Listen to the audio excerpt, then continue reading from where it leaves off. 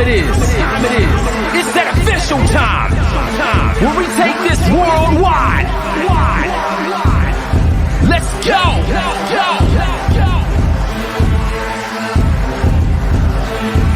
Listen. So now it's time to turn it up. Surf the radio waves as we begin to burn it up. We all up in your area like landscape, definitely bringing you the Powerslams pancakes. It's a mandate that you tune in. It's time to move out so we can move in and recognize that this is no illusion. I'm here to clear the air so that there is no confusion. It all started off in the book of Genesis when Jacob was wrestling with who he thought was his nemesis. And when the man saw he couldn't overpower him, he touched his hip but he really couldn't devour him. And from that point, then we hear a name change, rearrange the game, so now we gotta change lanes. So I'm here to let you know it's time to listen to the Pancake and Powerslams show. Let's go! Turn it up, it's the Pancake and Powerslams. Turn it up, it's the Pancake and Powerslams. Turn it up, it's the Pancake and Powerslams show. Turn it up, it's the Pancake and Powerslams. Turn it up, it's the Pancake and Powerslams. Turn it up, it's the Pancake and Powerslams show. Turn it up.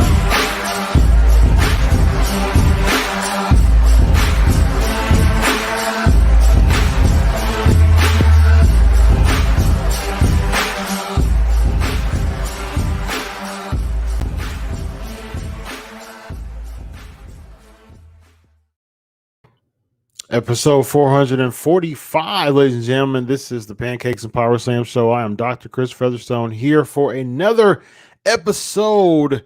We on the mothership, as Dusty Rhodes would say, baby. Oh yeah. So here's the deal, man. PMP Nation, Wrench Mob. We're gonna have a lot of fun as we do as always.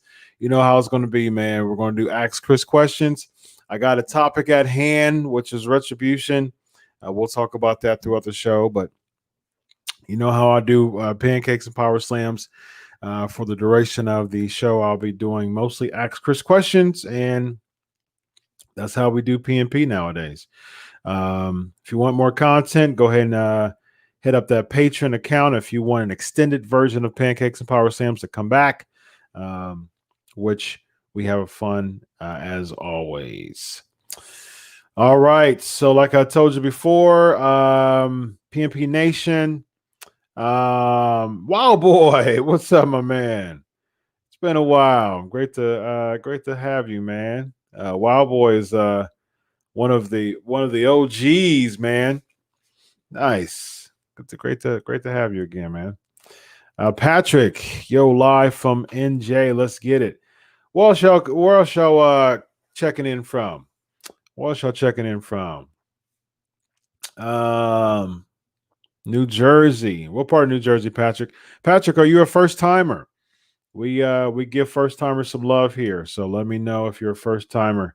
Where else y'all checking in from? Where's y'all checking in from?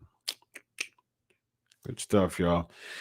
All right, so we're gonna have fun as always. Marissa's already ready to do it, ready to rock already. I like it. What I think of Mustafa Ali being leader of Retribution. Josh, you're in Ohio. Nice. Ricky's from Manchester, England. Jeremy's from Iowa. Nice. I'll get to your question in just a moment, Marissa. Doing the check-ins first. Jeremy, are you a first timer? Are you also a first timer? Let me know. Are you also a first timer? Jersey City, New Jersey. Nice. Tony's from Illinois. Nice. Lamont's from DC. I don't know why you guys' avatars aren't coming up. All the YouTube ones are. Josh is randomly coming up. Actually, that's not. Oh no, it's not coming up. Wow boy. Oh man, sad to hear that. Wow boy, how you doing now, man? Your mom passed away in July. Sad to hear that. Yeah, man. It's great to have you every week. You were one of the OGs, man. You kept me just really, you and a few others just really kept me having fun every week on my show, man. It's great to have you, and it's great to have you back, man. Definitely. And my condolences go to your family on the passing of your mom.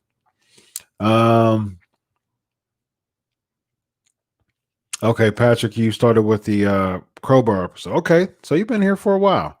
You just haven't been active, very active. So, yeah, man, we appreciate you as always. And be active. We'd love for you to be active in the chat. Also active, with the Patreon and show your love. And yeah, so the crowbar episode was a while ago. It was a few months, 2 or 3 months ago. So you've been around for a while. So thanks, man. Thanks for sticking with this. Thanks for sticking with PMP. And that's great. First timer for Jeremy. Let's give it up for Jeremy. PMP Nation. Give him some love. Good stuff. Good stuff. Tyler. What's up, Tyler?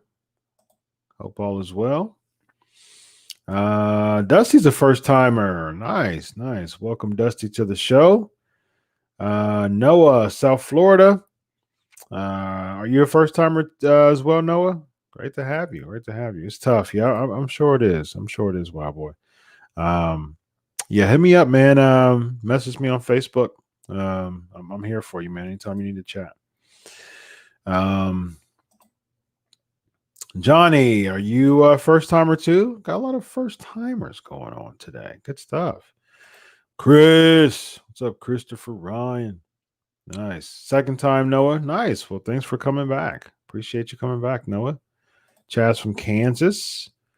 Great, guys. Great. Lots of good first timers here tonight. All right. Fantastic, y'all. Appreciate all the love. Awesome. What we do is this is the 445th episode of the Pancakes and Powerslam show. For all the first timers, I'm Dr. Chris Featherstone. I'm a doctor and I have a PhD in forensic psychology. I'm a psychology coordinator in my job. I've been a pro wrestling journalist for nearly a decade. Freelance for Fox Sports Illustrated. I was a feature columnist for Bleacher Report for over 3 years.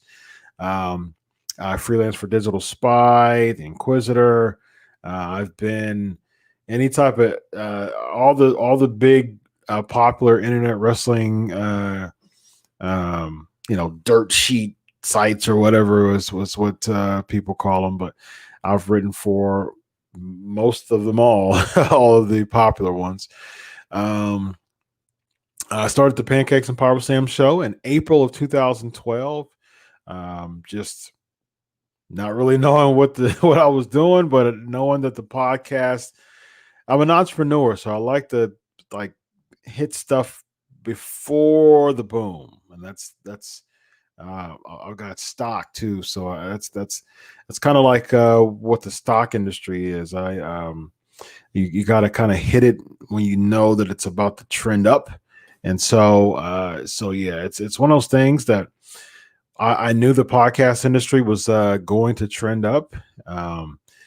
I didn't know it was going to trend up this much 8.5 years ago, but I knew that it was something going, and I wanted to really, because I've been a journalist for so long, and I've written, and writing was my thing, and I love to write.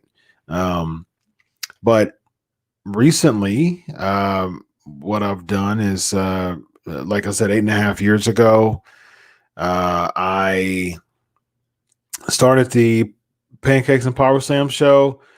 Me and a good friend of mine, and I was like, you know what? I've got this idea. Pitched it to a couple people, and one of my good friends, he was like, yeah, I'm in. And I said, I don't know what I'm doing, but I want to start it. I want to keep it going. That was April 3rd, I believe. It was the Tuesday after WrestleMania. That was my debut episode, Tuesday after WrestleMania, 2012. And didn't know what I was doing. I just maybe looked at a couple articles or YouTube videos or something like that of really how to do it. And I started it, and that was April 2012, and haven't missed a week since. Pancakes and Powerslams have been straight, 445 straight weeks. Out of those 445 straight weeks, I probably missed 5, maybe. I know that I've in the past 8.5 years, I've had 3 kids. I've had 2 back surgeries. So I've missed the show because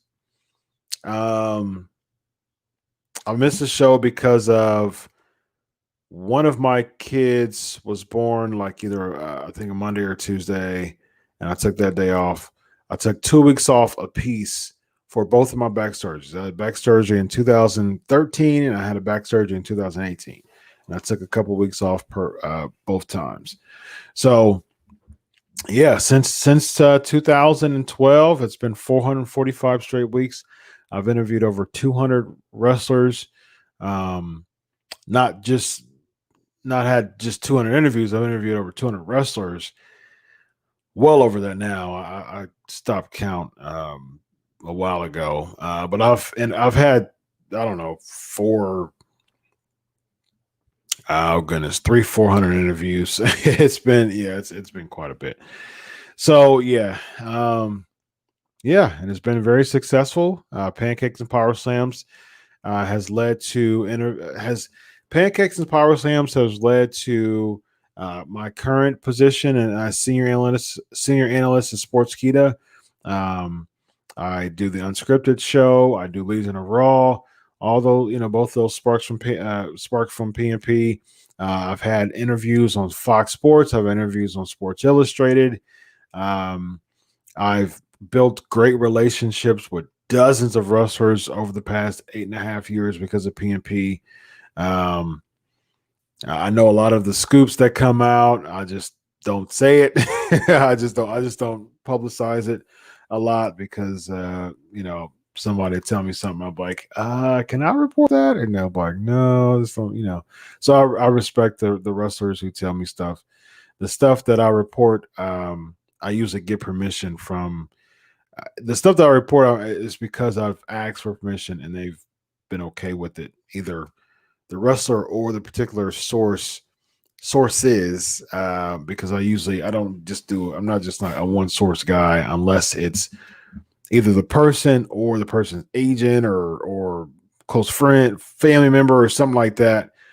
But if it's just some wrestler who said this, who said that, I'm typically not the guy who reports stuff like that.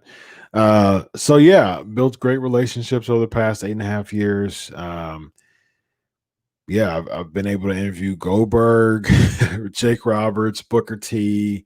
I've interviewed 12 WWE Hall of Famers. And Ricky Steamboat, he's one of my Booker T and Ricky Steamboat is in my top 5 of all time, and I've had the pleasure of interviewing both of them. My top 5 is number 1, Sting, number 2, Dusty Rhodes, number 3, Ricky Steamboat, number 4, Booker T, or number 4, Chris Jericho, and number 5, Booker T. That's my all-time top 5. And out of those 5, I've interviewed Steamboat and Booker T. And that's because of the popularity over the years of PNP. So I'm blessed, man. It's been great. And nowadays PNP is an abbreviated show because of the success of my other shows. And like I said, I'll get it back to more of the longer version when I get more patrons. It's just that my time doesn't allow me to have much time to do something anymore. I used to get a lot of sponsors for PNP, but I need an admin team to really get me to really get me together again, because I need a team for PNP because my schedule is so busy. And so, I haven't had a chance to really pitch to sponsors and stuff like that like I used to with PNP. So, I need a team. Outside of that, that's why I'm like, you know what? I'll do Patreon. I'll do patrons instead of try to do all the admin stuff to get all the sponsors and all that. Instead, I'll just have patrons, show their support and donate on Patreon in order to keep this show rolling. So that's PNP, y'all, for all the first timers. That's my my elevator pitch. All right, so let's get back to Marissa's question. Thoughts on Mustafa Ali being the leader of Retribution? I give it a thumbs down, but I'm interested to see what they're going to do with Mustafa Ali being a heel. I am interested in that. I think it could work. Like I said before, I mean, I'm I'm a man of my word. I'm true to what I'm saying. If you prove me wrong, I'm totally fine with that. But I'm true to it. Look, listen. I said if it's not a big name, the payoff better be from a big name, and if it's not, my buy-in isn't there. All right, so Ali being the member of Retribution of all this, it's Mustafa Ali. It is a bit of a dud, to be honest with you. It is a bit of a longing that was not fulfilled. So, and I don't think that with all the hype from Retribution and all that, I don't think Mustafa Ali is in a suitable position to fulfill all the hype that came with Retribution. I will say that. I do feel that way. On the other hand, I think it made sense as far as the hacker gimmick. As far as I heard, the hacker gimmick was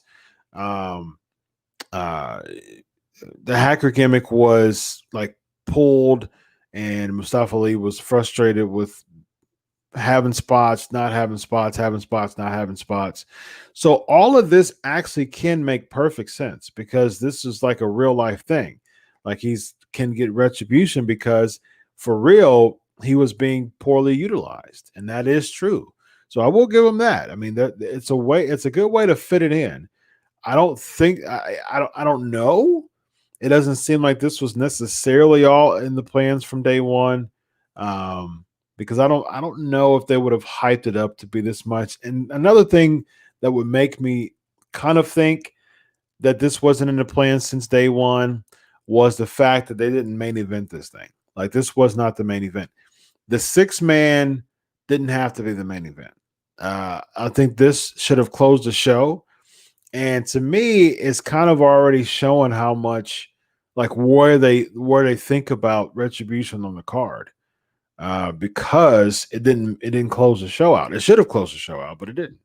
So to me, that's already saying, like, this is where we view you, and that's not a good sign. So I don't, it's kind of showing that they don't see Mustafa Ali as a main eventer, because out of all these weeks, out of all this hype, out of all the other times that they've closed the show, Retribution, they didn't close the show when they did the reveal. So that was a bit odd to me. And to me, that's not a good sign. So we'll see. We'll see. I don't see a long shelf life with this based on not even main eventing after all the other weeks they closed the show out. I don't see a very long shelf life with Retribution. This could make Mustafa Ali a bigger babyface in the end, perhaps, but I just don't see it, and I think they really, really, really hurt right now because they're feuding with the Hurt Business, and the Hurt Business is the best heel thing going on right now on Raw, other than Randy Orton's cooled off a lot.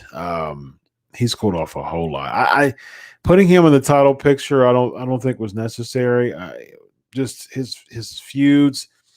And the legend stuff, and it was really, really good, but I think he's cooled off quite a bit, honestly. And so Her Business was the best thing, one of the best things going on Raw. They were really good heels. Lashley's, of course, I prefer Lashley's babyface, but he's been killing it as a heel, and it's been great as far as the Hurt Business is concerned. it's been a renaissance in many aspects, especially with MVP, with Shelton Benjamin, definitely with Cedric Alexander, and even for Bobby Lashley. But somehow they're playing the babyface role out of all this now. So I'm not a fan. I'm not a fan on two of the biggest heel factions going on right now, feuding against each other. Who are we rooting for? That's the whole point. That's what wrestling's all about. Good guys and bad guys. Who are we rooting for in this angle? It makes absolutely no sense. I don't get it. It just again, Raw was just once again just weird. You got Braun Strowman, you got a draft coming up, but then you got Braun Strowman appearing on Raw a bunch of times. There's no Raw Underground, but I just want to beat somebody up, and then that leads to a match with Keith Lee. Somehow Strowman, but at the same time, Dabba-Kato kind of was playing the heel role, but Strowman was turning heel, then he cut his hair. But the Fiend's heel, though, because the Fiend is feuding with kind of Kevin Owens now, who's feuding with Aleister Black. And so you have Alexa Bliss healing it up now. But then you had Braun Strowman feuding with the Fiend, but Braun was supposed to be the babyface, but Braun turned heel, and then Roman came back as a heel. Now Roman's a heel, and now you have Braun Strowman, who somehow left SmackDown to go on Raw Underground. He was playing the heel, but he played the face role kind of because of Dabba-Kato, but now he went back to the heel role with Keith Lee. All of this goes to show that if I was a casual fan and I'm really looking at wrestling and trying to get intrigued because of the babyface heel dynamic, because the good guys, bad guys, I would not have a clue of who the good guy or the bad guy is, who to root for, because of all of that. And if you're making it confusing for the casual fans, look, if you're making it confusing for the homers, for the hardcore fans, just think about what the casual fans going to think about. Just think about what the casual fans going to view it. They're going to turn it back off, and I think that's terrible. that shows, that doesn't make people want to come back because they're confused by what they watch. They turn on the TV and say, okay, well, I thought that he was beating up him. He was getting booed, but he's getting cheered now. And then this kind of leads to people asking a bunch of questions to someone who's a wrestling fan. And then they're like, you know what? I'm just gonna turn it back off because I'm asking too many questions. All this is pretty odd and pretty weird, and I have so many questions. You know what I mean? I'm cool. I'll just stop watching again. Brendan's asking, how long do you think Sami Zayn keeps the IC strap? I think he should keep the strap for a bit. At the end of the day, I think you want to pass it over to a babyface. I think Hardy will probably get it back. I like Hardy versus the Fiend, man. I want Hardy versus the Fiend. I said that I want that to be a WrestleMania match. I'd be totally fine if it's for the Intercontinental title. Totally fine for it. I would be absolutely totally fine with that. I think Hardy should beat Sami Zayn. I would say, right, it's October. I would say Zayn can keep it for 3 months. Why not? Hardy beats him. I would say, maybe some gimmick matches with him and Hardy, feud with somebody else or something like that. 3 months. Well, you got 3.5 months until Royal Rumble. So I would have Hardy beats Sami Zayn at the Royal Rumble. Or this is what I'll do. I'll actually have Hardy beat Zayn at Survivor Series. So you have about another month and a half. I think that's a good run for Zayn. I would have Hardy beat Zayn at Survivor Series. That's a perfect time, especially with this Alexa Bliss stuff. That's a perfect time to somehow integrates the Fiend with Jeff Hardy. That's perfect. And then what you do is what you have the Fiend beat Jeff Hardy at Royal Rumble. So Hardy keeps the title for 2 months. The Fiend beats Jeff Hardy at the Royal Rumble, and then from the Royal Rumble to WrestleMania, you you do the Sheamus angle right. You know what I mean, with the alcohol and stuff like that. The Sheamus angle was just lousy to me because first of all, it's a sensitive subject, and if you really want to buy in with a subject that's sensitive to that, make it work and make it work to the point of you have casual fans coming in because they want to advocate someone who's dealing, who's recovering. And so I think that's how you do it. What you do is you have the Fiend win the Intercontinental title at the Royal Rumble, and then you have from the Royal Rumble to WrestleMania, 2.5 months. What you do is you have the Fiend, you have the hurt and heel. What you do is that's perfect. That's perfect. That's perfect writing. That's a perfect storyline right there of the Fiend being the voice that's trying to lure Hardy back in, and Hardy's trying to combat against coming back and going back into it, relapsing, things like that. And what you do is you have Hardy saying, "I'm gonna stand up. I'm gonna stand up for sobriety. I'm gonna stand my ground. I'm not going back." And you have Jeff Hardy beat the Fiend at WrestleMania for the Intercontinental title.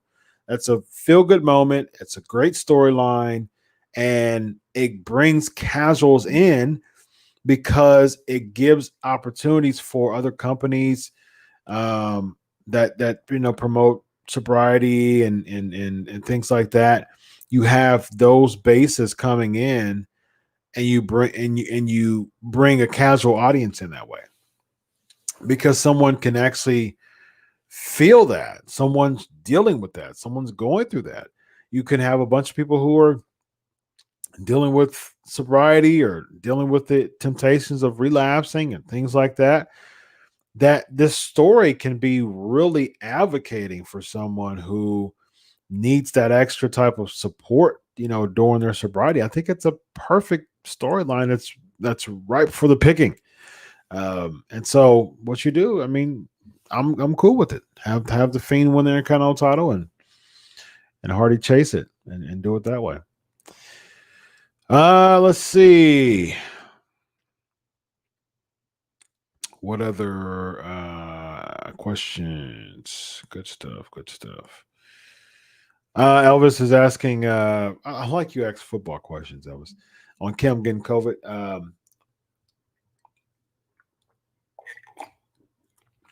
Took a bev break there. It's a good bev.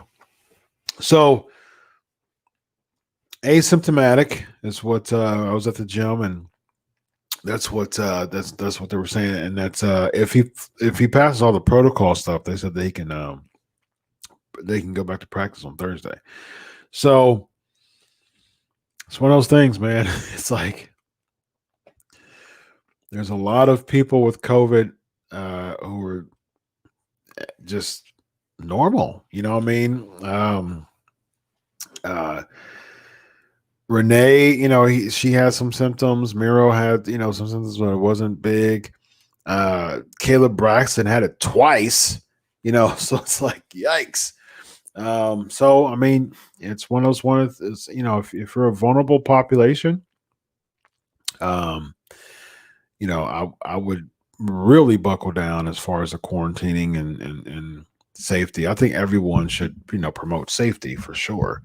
But life goes on, man. And for those who, Cam Newton is super athletic. He's young, and his immune system is a machine, man. He's a young athletic guy. So, he's very fitting for someone who's asymptomatic. So who contacted the virus and his body's able to fight it off. You know what I mean? That is what it is, man. his immune system is quite high. Of course, I'm not a medical doctor. I'm a psychology doctor, but from my understanding, Cam Newton's his immune system is quite is quite impeccable because he's a stud athlete. He's a football player who trains like crazy and he's young. So saying with the news of him having COVID and it being asymptomatic, it did not surprise me whatsoever because his immune system is quite high. So Tony's the first time ever. Nice. Give Tony some love. Gives Tony some love. Lots of good questions, guys. So hashtag ask Dr. Chris. Hashtag ask Dr. Chris.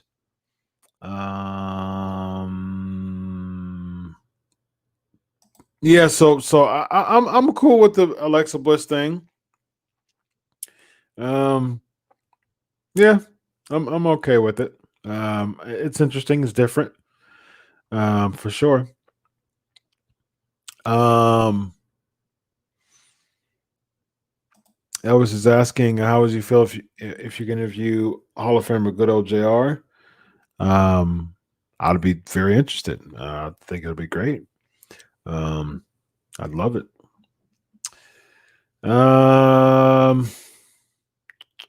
What else we got? Great questions, guys.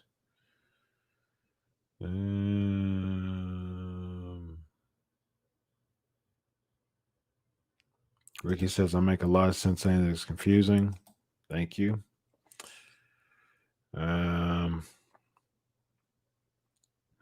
fantasy WWE draft picks. Good question. I mean, I used to get excited about the draft. I really don't as much anymore.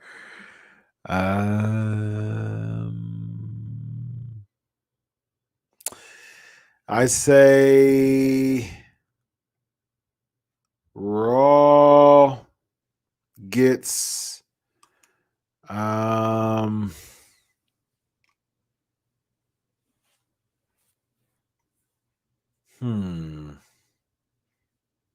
I think AJ going back to Raw would be fitting. As far as I heard, the whole Heyman stuff kind of brought him over to SmackDown. I think him going to Raw would be fitting. I would be cool with an AJ and Drew feud for the WWE Championship. But I think you keep it on Drew for a while though. I can't really think of anybody who should take the belt off Drew, to be honest with you. That would make sense. That could be a strong enough heel to put somebody over at WrestleMania. I mean, that's really what the end game is. Whoever it is has to be a strong enough heel to put somebody over for WrestleMania. So who do you have that could do that? I mean, Orton could, but they're talking about Orton Edge. And I think Orton Edge would be horrible. If Orton wins the title, I'd be okay with Orton winning the title if the end game is to put someone over that is not a veteran, at WrestleMania. So if Drew wins the backup Mania, I'm fine with that. And then what you got to think about is who's the baby face who's winning the title, who's the baby face who's going to be over, who's going to get over at WrestleMania. So if Orton wins, who's the baby face that Orton's going to put over to win the title? Is it Keith Lee?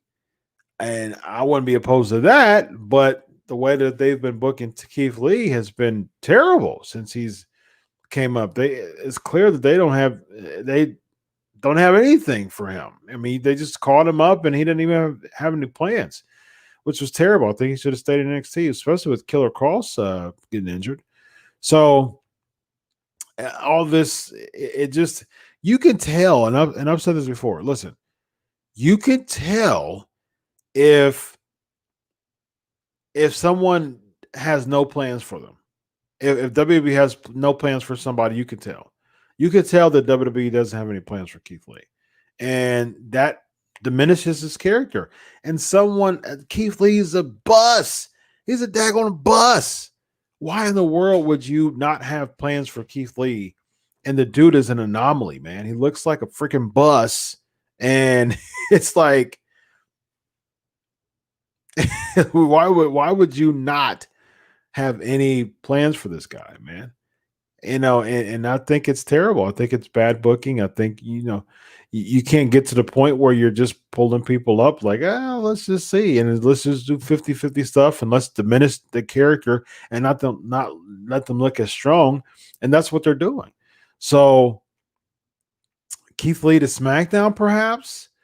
But the thing is, I really want to see Roman versus The Rock. I called that since last year. All this Roman Rock talk. For those who are on PNP, I said that last year, right after Mania, when I was booking for WrestleMania 37. I said Rock versus Reigns. Sure did. And I think it's going to come to fruition. I think it'll be perfect. Oh, man, I think it'll be perfect with all this Tribal Chief stuff. And what'll be even better is, all this Tribal Chief stuff is absolutely amazing to me. The best feud, the best storyline going on Raw right now. Just in wrestling. In WWE, period. Absolutely love it. And so it's perfect. You have Roman beat Jay. You have, Jimmy. By that time, given a couple months, Jimmy will be cleared. Have Roman beat Jimmy, then have Roman beat Jimmy and Jay, and then somehow have them beat. Force them to say I'm your Tribal Chief. Blah blah blah. Dude, I would even bring out like Rikishi and like I think Alpha, from the Wild Samoans, Alpha Junior, like I would have all of them come out, and just Alpha's 77 years old now, so it's like he probably wouldn't be. He probably wouldn't be the one physical. I wouldn't have that happen. But even in interviews, man, I would have Roman just dress him down. Sika's 75. And so, man, I would have all of them, Samu, all the Fatu and Oahu family, Maivia family. I would have all of them come out as many as possible between now and WrestleMania. And then the savior of the NOIE Maivia Fatu dynasty, The Rock's music comes out, and Rock versus Reigns, WrestleMania, and I would have Reigns beat The Rock. Reigns has to beat The Rock. So that ultimately, you have built between now and WrestleMania, you can build so much heat for Roman Reigns that whoever beats Roman Reigns for that Universal Championship will be super duper duper over. And so then now you got to build up a star. Now you got to build up a babyface. I would drop those ducats now, to build up a babyface to make that person worthy of of going over Reigns. My choice would be SummerSlam Big E, so I'm totally fine with that. Who else could really beat Roman Reigns, for the Universal Championship? I would why not have Roman Reigns keep it until SummerSlam? If the booking's right, it makes sense. Build heat. Do this Tribal Chief stuff. I mean, you can do, like I said, the Usos and the Rock, and then come April, you can have Usos maybe go back to them, have them try to do it again. I mean, there's plenty of options, man, that you can do this with, and I mean, you can even and it's easy too, because you can easily say someone's speaking on behalf of the Wild Samoan, the dynasty. You can have anybody from the back saying, this is my friend, me, or the Usos are my friends. You can even have someone like a Kofi, when Kofi comes back. That'll be a good thing to do. Kofi comes back from injury, and after WrestleMania, because of the Usos and the New Day building a camaraderie, because of their tag team feuds, you can easily have Kofi come in after Mania and say, these are my friends. I don't do this to my friend. That builds up Kofi versus Roman. So what you do is you do Kofi versus Roman until June, July area, and then you pick up and have Big E do it. Then you have Big E versus Reigns, and at SummerSlam, Big E wins. There you go. There's my fantasy booking. AEW's way better right now. I like AEW. I think Shane, with this, I think you can have Willow come back, but I wouldn't have Willow come back for Mania though. Like I would have Jeff Hardy proper. Like I would have him come back for Mania. But what you could do, which would be pretty dope, is like at the February or March pay-per-view, you can have Willow come back.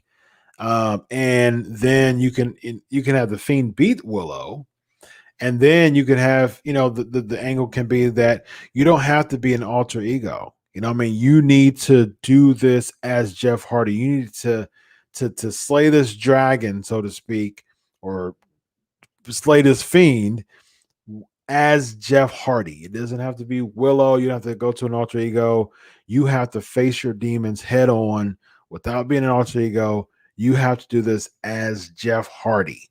And so he goes, he can do Willow. And then I would say before Mania, like the February, March pay-per-view, he loses to the Fiend as Willow, because what that does is say, see, the Willow couldn't do it. So, the Fiend could say, well, Willow couldn't do it. The Fiend took him out, blah, blah. And that gives Hardy an opportunity to say, well, I can do it myself. I have to face this myself. I have to face this as Jeff Hardy. So, and that would be a perfect time to bring his old theme music back too. So, absolutely.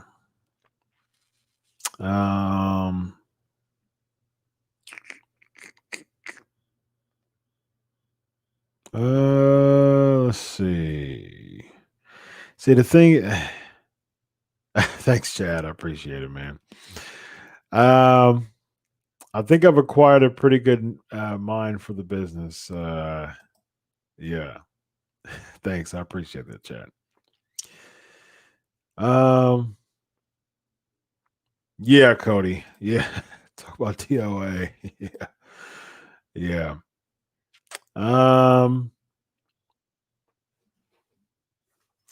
See the guys, the Axe Dr. Chris, that's the best thing to do right now until super chats are great, but there's so much interaction here that it's hard for me to sift through. When people super chat, it appears it sticks out.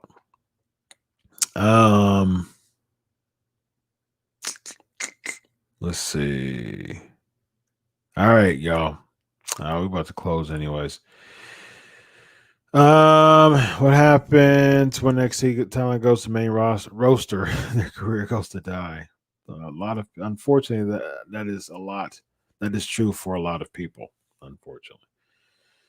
Well, Chris, the thing is, I agree. The music is terrible, but they have been WWE's like building a like their relationship with CFOs isn't very solid.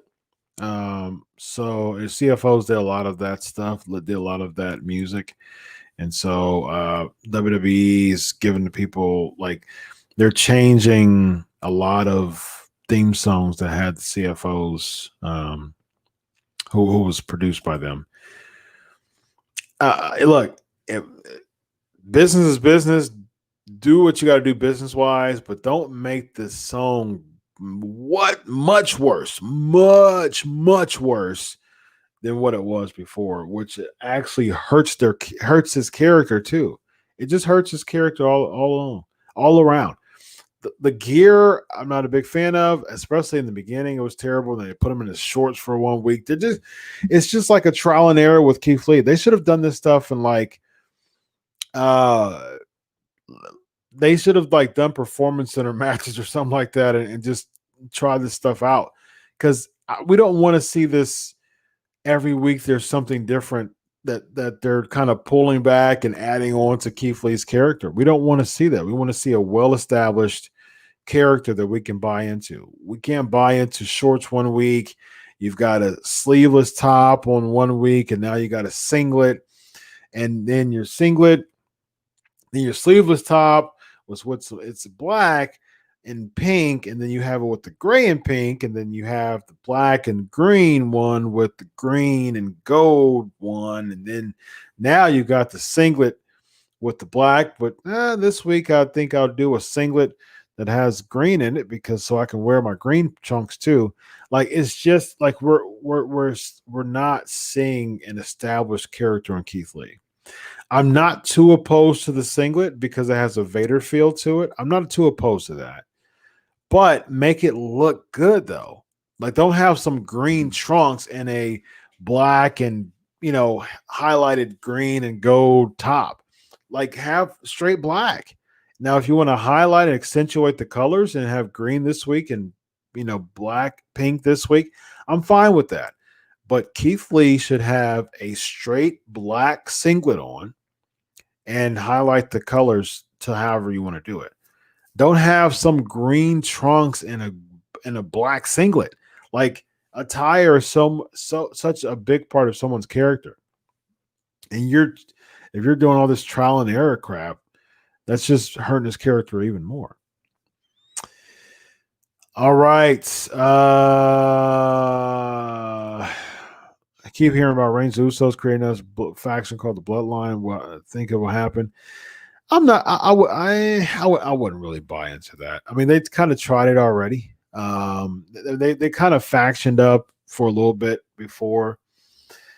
I'm not a big fan of it. I think Roman shouldn't be in a faction right now. I think this tribal chief stuff, him with Heyman as a solo, is absolutely the best thing that could have possibly happened with this character. I mean, it's the best thing going on in WWE right now. And doing a faction, no. Especially you need Jimmy and Jay to really give him more heat. Jimmy and Jay, especially Jay right now, is making Roman Reigns more of a heel. And it's causing Roman Reigns to, you can just really tell that Reigns is really buying into and really living out this tribal chief character. Like you can tell he's really buying into it. And I love it. I absolutely love it. And he needs family to make him a stronger heel. If Jimmy and Jay goes with Roman Reigns, that defeats the purpose because he needs them to make him look more like a jerk. You know what I mean? Like he's got this cousin and, it's just this pompous, snarky, crass, just jerk who calls himself a tribal chief. I don't think you want to do that. What I think I do with Otis. Well, my theory was to give it to Mandy Rose, but now she's on Raw. So at this point, it doesn't seem like they know. Again, they have no clue. It doesn't seem like they even had a clue when they gave it to Otis in the first place. So you don't make him champ. I think what they do is maybe somehow they give it to Morrison. Morrison, I like Otis. I personally like Otis. But main event singles, no. Now, do they give it to Morrison and have him be champ? You know what I mean? Like, I like Morrison too, but just as Universal champ right now, like, of course, they're not going to have Morrison beat Reigns or casting in for Reigns. They're not going to have Otis casting in for Reigns either, because that would be terrible. I tell you what you do is you just you use it as tag team. You use the first ever tag team cash in, man. Why not? Why not?